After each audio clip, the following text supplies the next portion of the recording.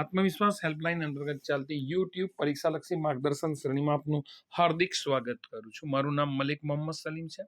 અંકલેશ્વરમાં આવેલી જેનિથ હાઈસ્કૂલમાં ઉચ્ચતર માધ્યમિક વિભાગમાં મદદનીશ શિક્ષક તરીકે કાર્યરત છું. આજે આપણે ધોરણ 12 આંકડાશાસ્ત્ર વિષય કોડ 135 ના વાર્ષિક પરીક્ષાના પ્રશ્નપત્રનું માળખુંની ચર્ચા પ્રસ્તુત વિડીયોમાં કરીશું. અગાઉના વિડીયોમાં આ જ વિષયની એટલે ધોરણ 12ના આંકડાશાસ્ત્રની આપણે બ્લુપ્રિન્ટ એટલે પ્રશ્નપત્ર પરિરૂપની ચર્ચા કરી હતી. તો આજે આપણે આ જ વિષયના પ્રશ્નપત્રના માળખાની ચર્ચા ઊંડાણપૂર્વક કરીશું. સમય 3 કલાક હશે. કુલ ગુણ 100 હશે. સૂચનાઓ આ પ્રમાણે આપવામાં આવી હશે. પહેલી સૂચના, આ પ્રશ્નપત્રમાં કુલ 6 વિભાગ છે. A, B, C, D, E, F.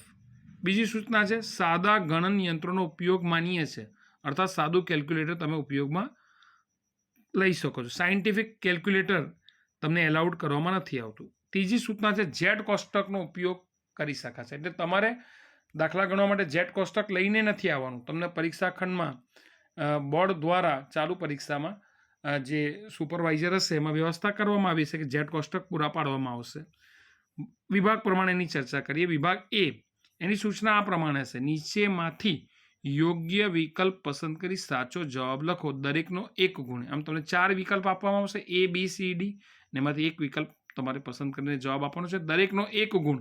આમ કુલ પ્રશ્ન 1 થી 20 નંબરના અહીં પૂછાશે અને દરેકનો 1 ગુણ એટલે વિભાગ એનું ગુણભાર 20 છે. એટલે અહીં કોઈ તમને સામાન્ય વિકલ્પ પૂરો પાડવામાં નથી આવ્યો. વિભાગ બીની વાત કરીએ, એની સૂચના આ પ્રમાણે છે. નીચેના પ્રશ્નોના એક વાક્યમાં જવાબ આપો. દરેકનો 1 ગુણ. એટલે અહીં પ્રશ્ન ક્રમાંક 21 થી 30, આમ 10 પ્રશ્ન છે. દરેકનો 1 ગુણ એટલે કુલ ગુણ 10 થાય છે. આ વિભાગ બીની વાત છે. અહીં પણ કોઈ તમને સામાન્ય વિકલ્પ પૂરો પાડવામાં નથી આવ્યો. વિભાગ સીની વાત કરીએ. નીચેના પ્રશ્નોના માંગ્યા મુજબ જવાબ આપો. 9માંથી કોઈ પણ 7. જો અહીં 9માંથી કોઈ પણ 7 વિદ્યાર્થી મિત્રો, આ તમારો જનરલ વિકલ્પ છે. 9 આપેલા છે, ગમે તે 7, કોઈ પણ 7 તમે લખી શકો છો. દરેકના 2 ગુણ છે એટલે 7 દુ 14 ગુણ આ વિભાગનો કુલ ગુણભાર રહેશે. નહીં જે પ્રશ્ન ક્રમાંક હશે 31 થી 39 હશે. એટલે કુલ તમારા 9 પ્રશ્ન આ વિભાગમાં પૂછવામાં આવેલા છે. વિભાગ ડીની વાત કરીએ. એની સૂચના આ પ્રમાણે હશે. નીચેના પ્રશ્નોના માંગ્યા મુજબ જવાબ આપો. 12માંથી કોઈ પણ 8. જો પાછળ જનરલ વિકલ્પ આવ્યો.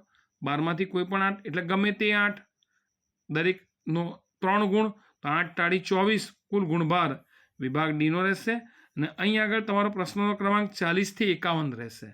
આમ કુલ આ રીતે 12 પ્રશ્ન અહીં પૂછવામાં આવશે. વિભાગ ઈ ની વાત કરીએ તો નીચેના પ્રશ્નોમાં માંગ્યા મુજબ જવાબ આપો. 4માંથી કોઈ પણ 3. અહીં પણ પાછો જનરલ વિકલ્પ છે. 4માંથી કોઈ પણ 3, ગમે 3, ગમે તે 3 તમે લખી શકો છો. 1ના 4 ગુણ એટલે 3 ગુણ્યા 4 એટલે 12 ગુણ તમારો અહીં ગુણભાર વિભાગ ઈનો તમને રહેશે.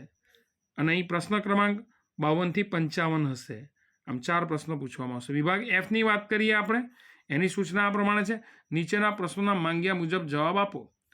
6માંથી કોઈ પણ 4 એટલે અહીં પણ તમને જનરલ વિકલ્પ આપવામાં આવેલો છે. દરેકના 5 ગુણ એટલે 4 પંચા 20 એટલે વિભાગ એફનો ગુણભાર તમારો 20 રહેશે. અને એના પ્રશ્નનો ક્રમાંક 56 થી 61 રહેશે. અગાઉ જે પ્રમાણે આપણે ચર્ચા કરેલી તો વિભાગ એની અંદર કોઈ સામાન્ય વિકલ્પ નથી. વિભાગ બીની અંદર કોઈ સામાન્ય વિકલ્પ નથી. વિભાગ સીની અંદર તમને સામાન્ય વિકલ્પ છે. વિભાગ ડીમાં છે, વિભાગ ઈમાં છે, વિભાગ એફમાં છે. વિભાગ એની અંદર MCQ પ્રકારના પ્રશ્ન, વિભાગ બીની અંદર એક વાક્યમાં જવાબ આપો એવા પ્રશ્ન હશે. વિભાગ સીની અંદર શોર્ટ આન્સર 1 એટલે ટૂંકા જવાબી પ્રશ્ન પ્રકાર 1. વિભાગ ડીની અંદર શોર્ટ આન્સર 2 એટલે ટૂંકા જવાબી પ્રશ્ન 2 પ્રકારના હશે. વિભાગ ઈ લાંબા પ્રકારના પ્રશ્ન છે. વિભાગ એફ લાંબા પ્રકારના પ્રશ્ન છે. અને અગાઉ જે ચર્ચા કરેલી એમ કે તમારો જે છેલ્લો પ્રશ્નનો ક્રમ હશે એ 61 હશે.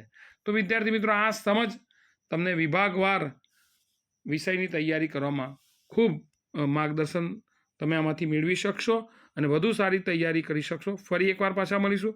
Have a nice day.